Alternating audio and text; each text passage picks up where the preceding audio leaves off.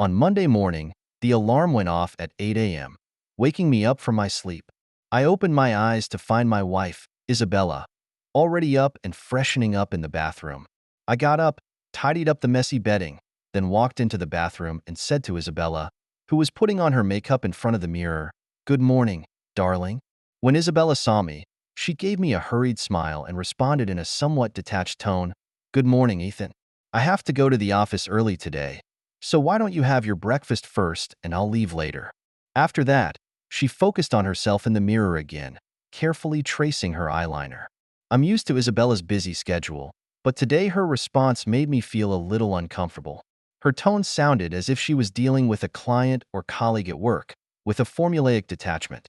I wanted to ask her if she was in some kind of trouble or needed my help, but as she was concentrating on her makeup and didn't seem to want to talk about it, I didn't say anything, just brushed my teeth and washed my face in silence and went back to the bedroom to change into my suit.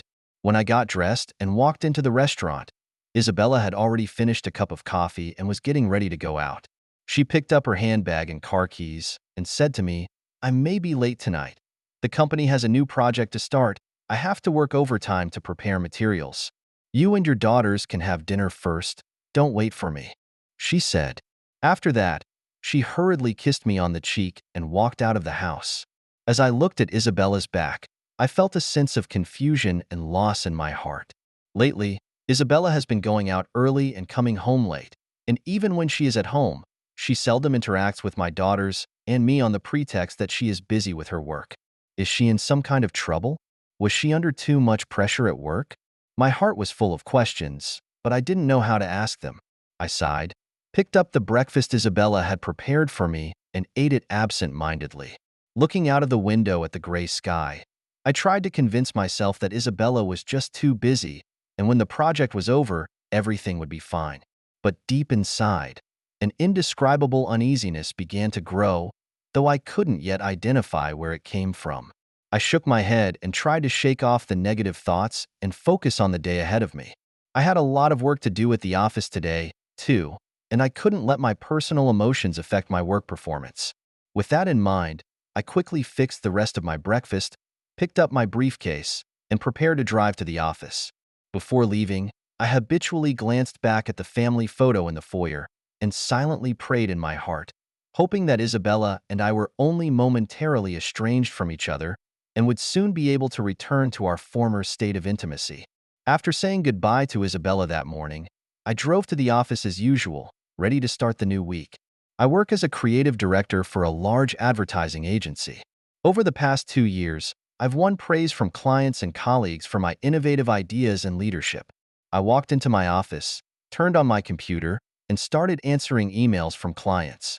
We had just completed an important advertising program for a big client on Friday, and the client was very satisfied with our creativity, and the email was full of affirmation and praise for the team's work.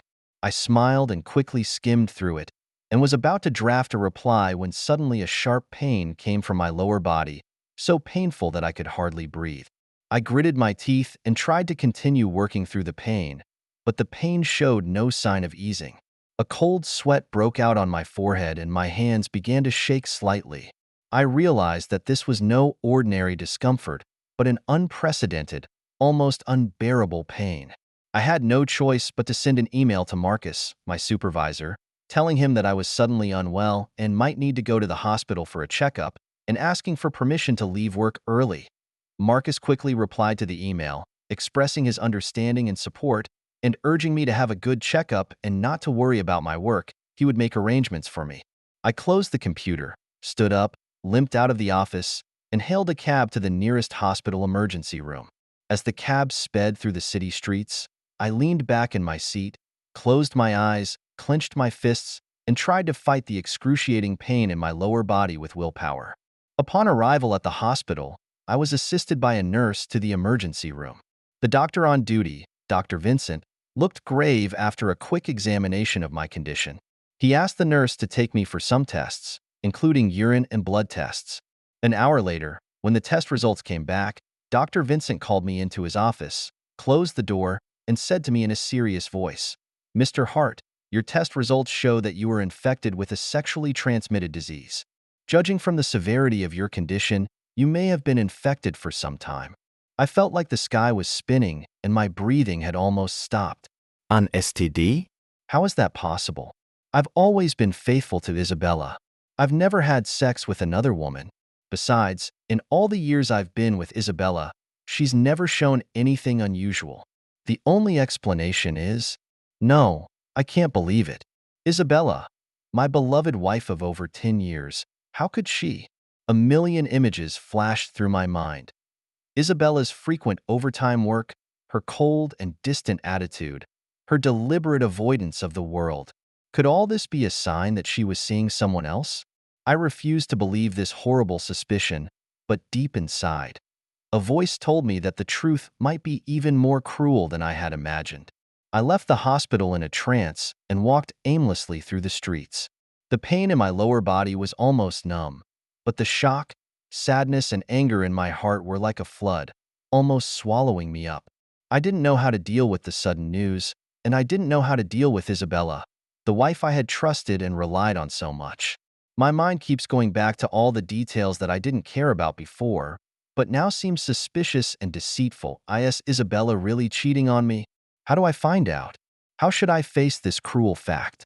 Countless questions swirled in my mind, and I couldn't calm down for a long time. I wandered the streets until sundown, when it dawned on me how late it was. I pulled out my cell phone and found several missed calls from Marcus and my daughter Lily. I pressed the call back button and told them that I was fine, that I was just spending some time on a routine checkup, and that I'd be home later. I tried to suppress my inner turmoil and pretend that everything was normal, but I knew that something had been broken forever and could never be restored. I eventually returned home, and I tried my best to control myself by not showing any sign of displeasure in front of Isabella's smiling face as if nothing had happened. But I knew in my heart that there was an unbridgeable rift in the trust between us. I had to find the truth, even if it tore my world apart. After returning home from the hospital, I tried to maintain the appearance of a normal life, but my suspicions and insecurities followed me. I began to watch Isabella's every move, trying to find clues to confirm or refute my suspicions. However, Isabella seemed to have sensed the difference and became more cautious and distant. We communicated less and less, and even when we ate together or watched TV, we often fell into a suffocating silence. On the weekend, Isabella left early for work, leaving me home alone. I sat in my study, staring blankly at the computer screen, replaying in my mind the scene where the doctor announced the diagnosis. Sexually transmitted diseases, extramarital affair. These words stabbed at me like sharp blades. I wanted to believe in Isabella, in our marriage of over 10 years, but reason told me that I had to face the truth, even if it was brutal. A thought flashed through my mind. If Isabella had really cheated on me, she would have left behind certain traces, such as suspicious emails or unusual financial records. We kept separate bank accounts and email addresses to preserve some personal space. I never wanted to pry into Isabella's privacy, but now I had no choice. I opened Isabella's laptop and entered her password. It was a password she'd set years ago, one I'd stumbled upon her entering and one she'd never changed. The screen quickly lit up and I clicked on her email. Most of the recent emails were work-related, so I quickly skimmed through them and didn't find anything out of the ordinary. Just as I was about to close the mailbox, an unfamiliar sender's name caught my attention. The subject of the email was a string of gibberish, and I hesitated for a moment, but clicked on it. In front of my eyes was a photo, nakedly showing Isabella and a man in an intimate scene. My heart clenched so hard that my breath almost froze. My trembling fingers rolled the mouse, and a blatant and frank email pierced my eyes like a sword, each sentence recounting how Isabella had betrayed our marriage and how she was seeking excitement and fulfillment in the arms of another man. I sat frozen in front of my computer, feeling the heavens spinning. Years of trust and love for Isabella had collapsed in this moment, and the memories of what had been so beautiful were shattered like a bubble. I forced myself to keep checking my email to find out how long the betrayal had lasted. However, when I saw that the earliest email was dated 2 years ago, I could no longer control my emotions and slammed my fist on the table, blurring my vision with tears. I closed Isabella's laptop and collapsed on the couch. As far as I could remember, Isabella had traveled frequently for various reasons, sometimes not even for a month. She always used her busy schedule as an excuse to stay away from me and my daughters. In hindsight, those business trips and overtime work were just a cover for her to meet her lover. I can't imagine that while I was faithful to her, she was cheating on me behind my back. Anger, sadness, disappointment, and all sorts of emotions mixed together and almost engulfed me. I sat motionless on the couch until dark, and when my daughters came home and found the house in darkness, I realized how late it was. I pulled myself together and chatted with my daughters as if nothing had happened, but the trauma and the sense of betrayal followed me. Late at night, I lay in bed, unable to sleep. Isabella hadn't come home yet, and I couldn't help imagining that she was in the arms of her lover. The thought that she might have been in a relationship with that man for 2 years made me sick to my stomach. 1,000 images flashed through my mind. Isabella's indifference to me, the loose working hours, the frequent business trips. It was all an elaborate lie. Before I knew it, it was already dawn. I woke up with red eyes and went to the kitchen where Isabella had come home at some point and was making breakfast for the girls. When I saw her smiling as if nothing had happened, my anger almost flared up, but I forced myself to calm down. I needed a plan to get out of this sham of a marriage without hurting my daughters. I couldn't let my anger get the better of me and do something I would regret. I sat quietly at the dining room table, watching Isabella and the girls laugh and joke, but inside I felt a void. I knew that I had to act quickly to put an end to this drama, but I also knew that this meant I would have to face a harsh reality. The woman I loved, the woman I thought I would be with for the rest of my life, had betrayed me in such a despicable way. And I, in fact, did not realize this, but also immersed in the false happiness for 2 years. The realization almost crushed me, but I couldn't give up. I couldn't let Isabella ruin my life and the lives of my daughters. I had to find justice and dignity for myself and for my daughters. No matter how hard the road ahead was, I had to face the truth, lift the veil of lies, and rebuild my life. When I found out about Isabella's betrayal, I was in a state of confusion and pain that I had never experienced before. I kept asking myself, why didn't I realize her infidelity earlier? Had I inadvertently neglected her needs, causing her to seek an affair? However, no matter how much I blamed myself, I couldn't change what had already happened. I knew that I had to take action to end this sham of a marriage and find a new beginning for myself and my daughters. After much deliberation, I decided to consult with a family attorney to learn about my rights and possible legal avenues. I searched the internet for local law firms and finally chose a woman named Arabella Gray. Her homepage listed a variety of family disputes she had handled, including divorce and child custody, and the reviews were very positive. I called her office and made an appointment for an interview. On the day of the meeting, I arrived at Arabella's law office with some trepidation and was greeted warmly by Arabella, a capable and intelligent middle-aged woman who showed me to her office. I took a deep breath and began to tell my story. From Isabella's suspicious behavior to the private emails and photos I had accidentally discovered, I unreservedly told Arabella my pain and confusion. Arabella listened patiently to my account, her eyes showing sympathy and understanding. She told me that in today's society, betrayal and deception are not uncommon in marriages. As an experienced family lawyer, she had witnessed countless similar cases. But she also emphasized that each case has its own unique complexities and needs to be handled according to the circumstances. Arabella explained to me in detail the process of divorce proceedings and the challenges that I might face. She pointed out that although I had evidence of Isabella's infidelity, whether or not this evidence would be admissible in court would require further argumentation and corroboration. In addition, considering that we have 2 daughters, the divorce proceedings are likely to involve complex issues such as child custody and property division. This means that the whole process could last several months or even longer and will inevitably cause harm to family members, especially our daughters. As I listened to Arabella's analysis, my heart grew heavier and heavier. I never thought that my marriage with Isabella would come to such a pass. I couldn't help but think of the time we first met, fell in love, and got married. Those once sweet in vows now seem so far away and illusory. But I also realized that since Isabella had already turned her back on our marriage, There was no reason for me to continue to compromise and maintain a relationship without love and respect. I expressed my determination to Arabella that I was willing to take on the difficulties and challenges that divorce litigation could bring, and to do everything in my power to protect my daughters from harm, and Arabella nodded approvingly, promising that she would do everything in her power to help me protect my legal rights and minimize the negative impact of the litigation on the family. Before leaving, Arabella gave me some advice. She advised me to continue to collect evidence that might help prove Isabella's infidelity, including suspicious financial records, phone records, etc. She also reminded me to be careful not to act irrationally in the heat of the moment and give Isabella a chance to take advantage of me.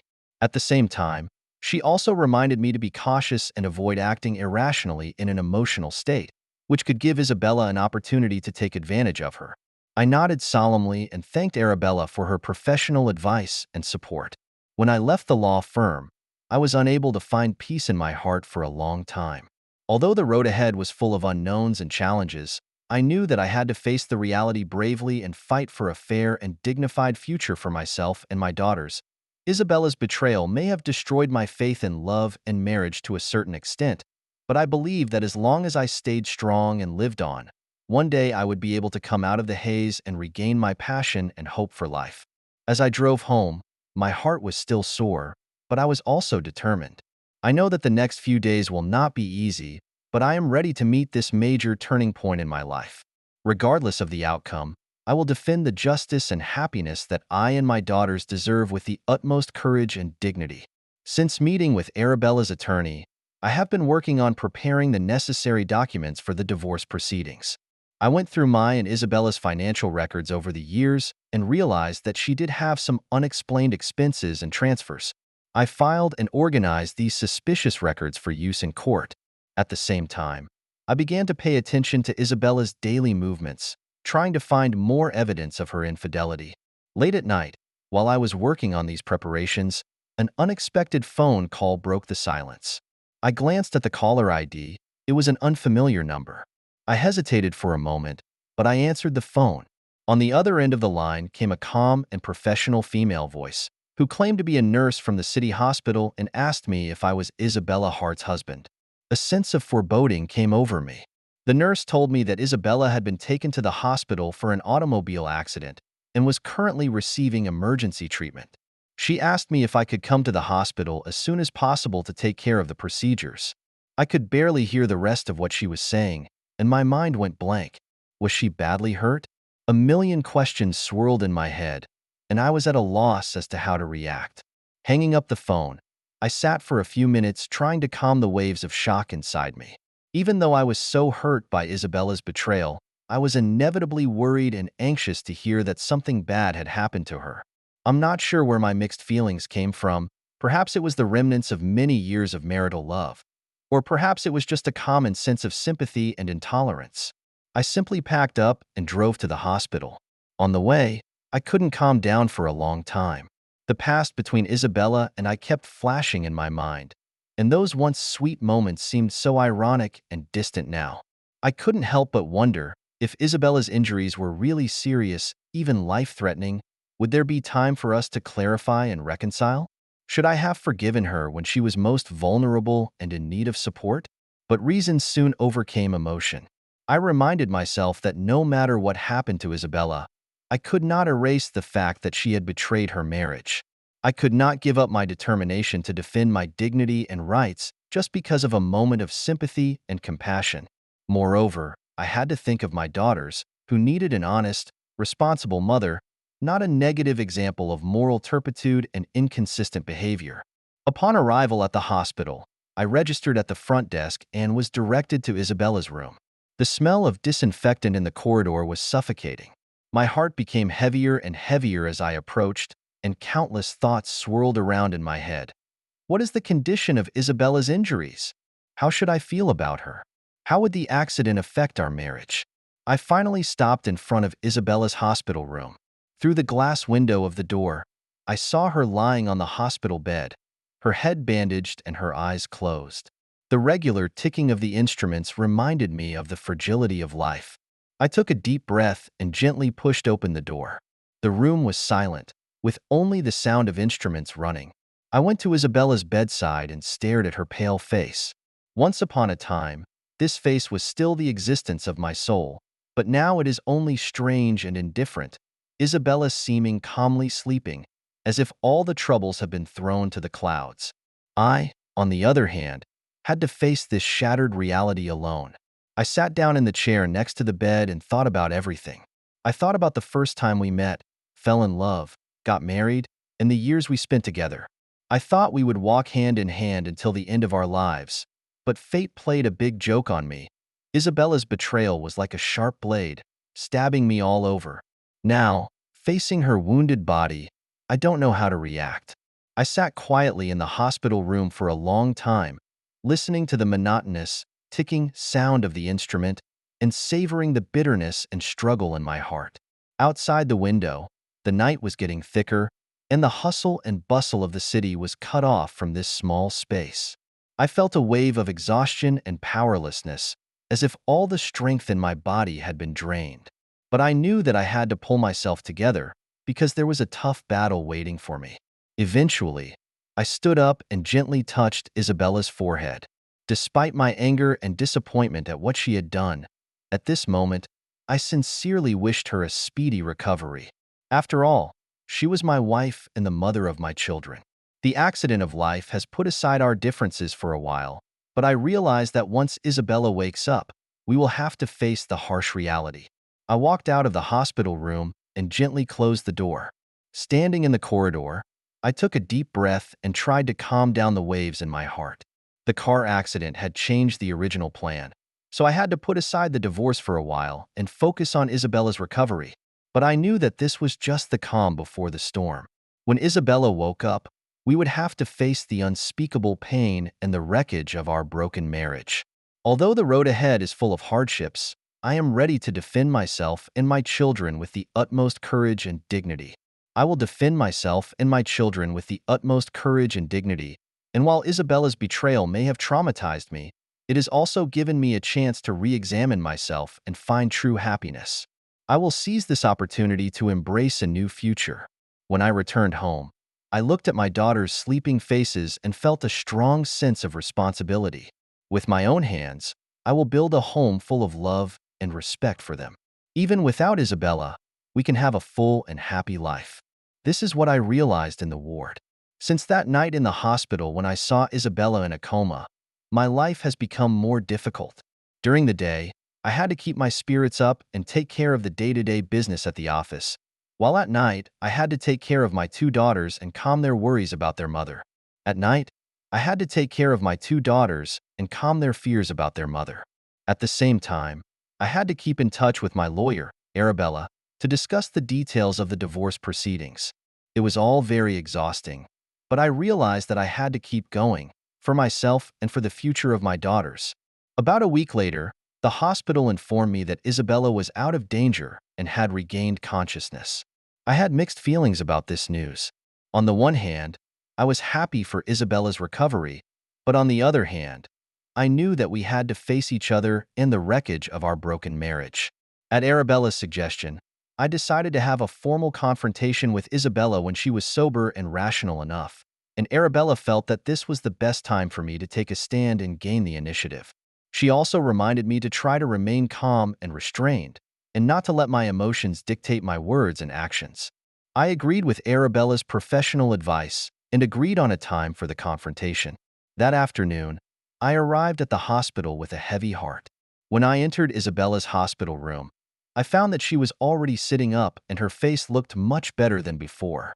When I came in, she gave a weak smile, with a hint of joy and anticipation in her eyes. However, it was clear to me that this was only her disguise, and I would not be deceived by her appearance any longer. I sat down in the chair next to the hospital bed, took a deep breath, and got right to the point. "Isabella, we need to talk?"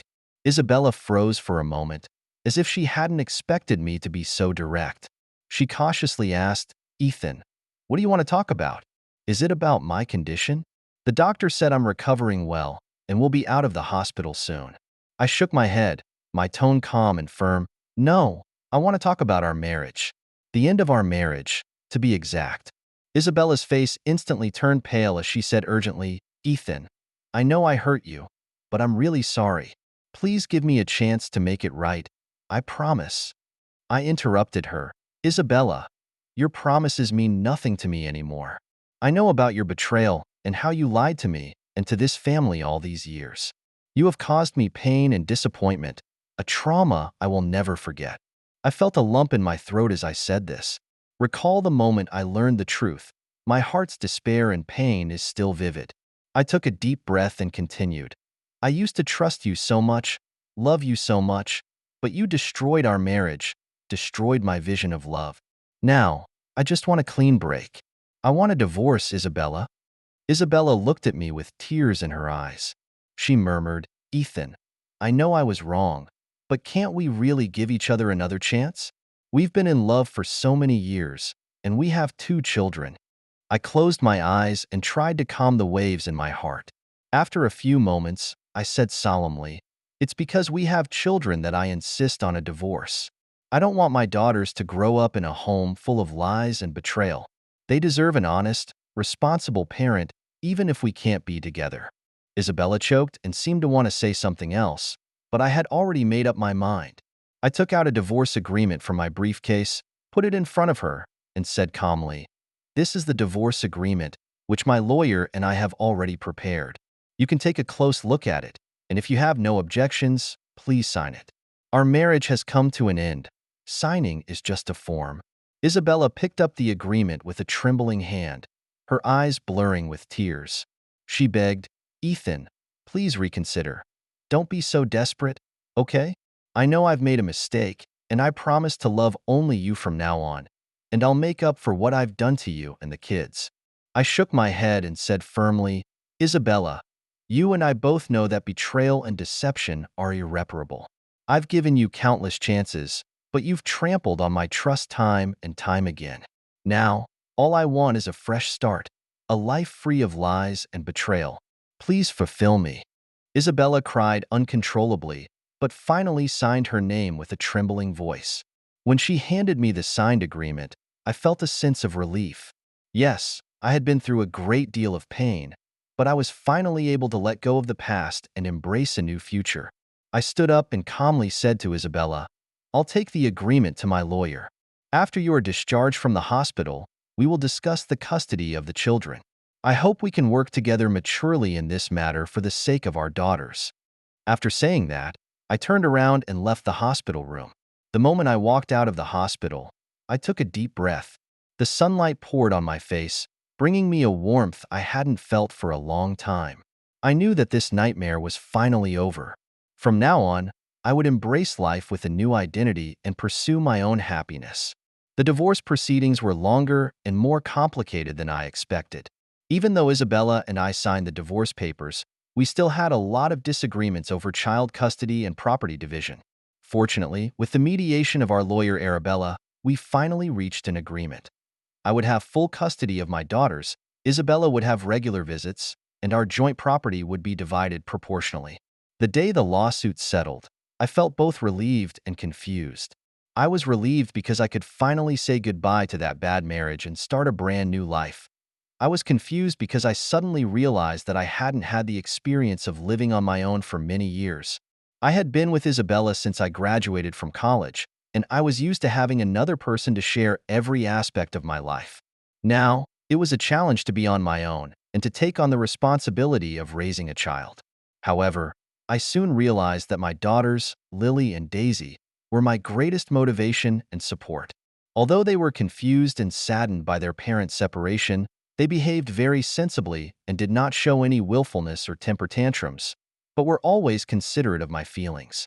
Whenever I feel tired from work or life's trivialities, my daughters will always give me a hug and a word of concern to give me strength again. Gradually, I adapted to the new life after divorce. I learned how to take care of myself and my children after a busy day at work, how to organize some parent-child activities on weekends, how to show optimism and positivity in front of my children, and how to give them a safe and warm home. Although it is not easy, it is all worth it when I see my daughters' smiling faces. About a year later, Isabella decided to move to another city and start a new life. The day before she left, we had a calm conversation in which Isabella apologized again and thanked me for taking care of the children during the year. I told her that I had forgiven her, but that it was impossible for us to go back to the way things were. I hoped that she would find true happiness in her new life. We wished each other well and said goodbye, ending a marriage that had lasted more than 10 years. After Isabella left, my life settled down. I devoted myself to work and parenting, giving almost all my time and energy to my daughters. However, as time went by, a vague sense of emptiness grew inside me. I realized that despite my career and the love of my children, my emotional life was empty. Perhaps I needed another love to warm my heart, which had gradually cooled during the trials and tribulations of life. By chance, I met Stella, our new marketing director, a bright, intelligent, and capable single woman, at a company event where we chatted and were surprised to find that we shared many common interests and ideas. We chatted at the event and were surprised to find that we shared many common interests and ideas, and Stella's humor and optimistic attitude towards life gradually awakened my long-sleeping inner self. Over the next few months, Stella and I began to date frequently. We watched movies, went to the park, ate good food, shared life stories and spiritual insights with each other, and Stella loved Lily and Daisy so much that she often took them to the playground or the library to play.